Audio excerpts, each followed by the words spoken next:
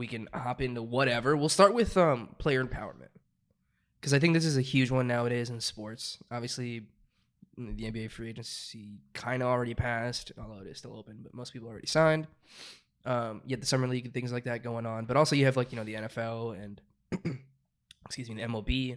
Juan Soto recently turned out his contract, which was like 13 years, $445 million for like around, I think it was like $29 million a year. He's like 23 years old, by the way, which is fucking insane. So I just wanted to listen to somebody else's opinion and maybe thought that isn't entangled in it. Mm-hmm. So you may not see all the headlines for like 5 different, major sports and things like that, but Yeah. it's becoming something super popular. And I was at a birthday dinner for a buddy, and me and a friend were talking about how in soccer, most fans have like that die hard for a team in comparison to just like a specific athlete. Yeah. And now it's starting to flip the other way. You're starting to see like people who are fans of like, I'll put it in American sports sense because it's easier for myself to explain because I don't really care about soccer that much. But it's like it's like back in the 80s, if Magic Johnson, who played for the Los Angeles Lakers, went to the Boston Celtics, who was their rival, multiple finals against them. That's like the 80s NBA in a nutshell. Mm-hmm.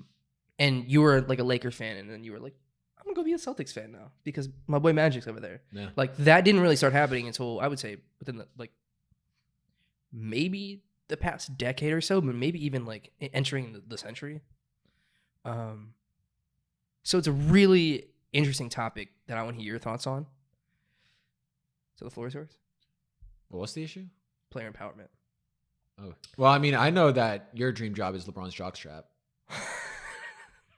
I don't even know where that comes from. So player empowerment, the idea around that is basically players hold all the cards now. Mm-hmm. If they want to just up and leave, they're basically just like, I don't want to be here anymore. Peace out. Trade me. And I won't play until you do it. And that's after like a player signing maybe a 2 to 4 year deal, and so midway through they have a contract to play for a few years, and halfway through they're like, nah, I don't want to do this anymore. Yeah, the situation changes.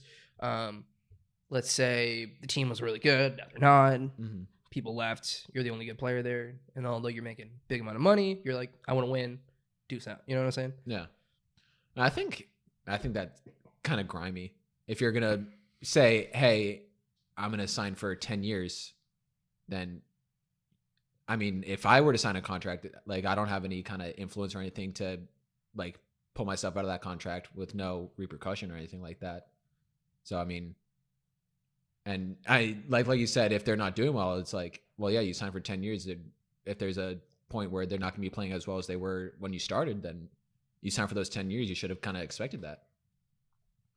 In a sense, yes.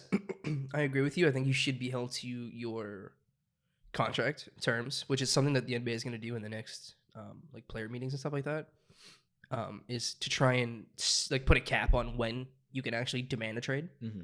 So it's probably going to be like around like 2 or 3 years or something like that, so you can play out at least like a specific percentage maybe of that contract that you signed. But the thing is that teams were doing this like forever. They were always taking advantage of this sort of stuff and just dumping guys and getting rid of people. And you've seen guys play on like multiple teams a year and things like that. Yeah. So like in a sense, the players are now treating it just as like no feelings, like no hard feelings, but I don't want to be here anymore. Yeah. Same thing, when you run a business, when you fire someone. So if you put it in like the common man or woman's spot, like when you were to sign a contract with, let's say, a huge tech company, right? Yeah. All of a sudden, this major company is starting to get a little rough. You're not enjoying your time there, blah, blah, blah. And you can be like, hey, listen, I want to move to another company. And they're like, hey, fuck you. And you're like, I'm not going to show up to work. That's different because you're just like a nobody on this scale of nobodies. Yeah. You know what I'm saying? Like you're replaceable in a sense. Yeah. You can't replace like LeBron. Like Kevin Durant just put a trade request in. Yeah, I heard about that. Like there is no, we'll just find another Kevin Durant to replace it. You know what I'm saying? Like, yeah. Which is why they're probably not going to move him because there's nobody willing to pay the asking price, which is like an absurd asking price, which I understand, but nobody can pay for that. Mm-hmm. So when you put it in like the common man's terms, it doesn't make sense. It's like, oh, well, you should honor your contract. You should honor this. But when you think about the fact that players are the main market, like the NBA doesn't do well if they don't have good players or they don't have someone to market the league around. You know what I'm saying? Like you have Jokic, who's becoming. Well, he is a superstar, but he's becoming more popular.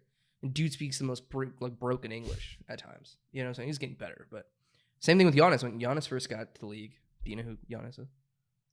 I know the name. I forgot what team he plays on. I forgot. Sometimes I have to like share. I have to like Yeah. I have to like explain. No, all the names I definitely am familiar with. I have no idea what team they play on. Okay, well he plays for the Bucks. Bucks. Back-to-back MVPs. Milwaukee. Won a NBA championship. Anyways, so when players start to treat their worth like teams are, or teams are, I guess you could say, Yeah. it creates a whole different environment. And now they're going to try and stop this because it has gotten like super bad the past like 3-4 years. Players just being like, yeah, I know I just signed, but I don't really want to be here anymore. And I'm like, I'm just not going to play.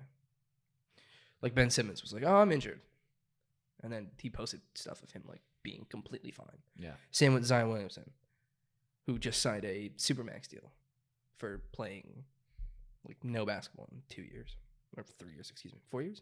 3 years. But anyways, the idea of this conversation is just to kind of like, it doesn't make sense in our terms, but when it comes to people who are worth millions and millions and millions of dollars, it's like, yeah, no, I would expect that. Like, you signed this contract with the understanding that like we were going to be decent or we were going to be good, or like you convinced me to come here because of X, Y, and Z. And now it's not like that anymore. So now I want to leave. So like when you think about it in those terms, it's a little bit different. It's easier to understand like both sides of the table. But I think that there has to be some sort of guideline as to like how and if you can like approach a situation like that. Yeah. Because I mean, at that point, it's almost like just stealing money. Like you're getting paid to do nothing. Yeah. And most of these guys are just like, well, some of them, I'm not going to say all of them, but they're kind of just out there going through the motions. I mean, you make millions and millions of dollars. Yeah. Is your heart still going to be in it? Like, you finally got that big contract. A lot of dudes are just kind of coasting, I'm sure. Mm-hmm. And they won't admit it. Nobody will admit that they're just coasting, but yeah. Like, Russell Westbrook's going to make $44 million next year. Motherfucker going to do shit. I'm just saying. And they call him Westbrick for a reason. So, yeah, I just wanted to touch on that topic today because I feel like a lot of people are always like, well, you signed the contract, which is funny. He literally did that. What a Republican way of thinking. So of being a good person, yeah, I guess so. So, yes, they should live up to their contract, but I think there's extents, or there should be some sort of guideline or understanding between both parties. Yeah. And I think we'll start to see that get rolled into contracts, being like, you can't ask for a trade until a year or 2 years or something like that, because then you're just making the team look like shit. Do they have the option to buy out their contract? Yeah, but that's like a contract clause. So they can ask for those sort of things. But typically for a lot of the better players who are people that have trade demands and actually have weight behind that, it's kind of, what was your question? I fucking blanked. Buyout contract. So they can if there is a clause in their contract. Okay. So those are like negotiations before, but players that are actually really good have that more so over than like the mid-level guys or like bottom tier guys. My brain's like not working right now.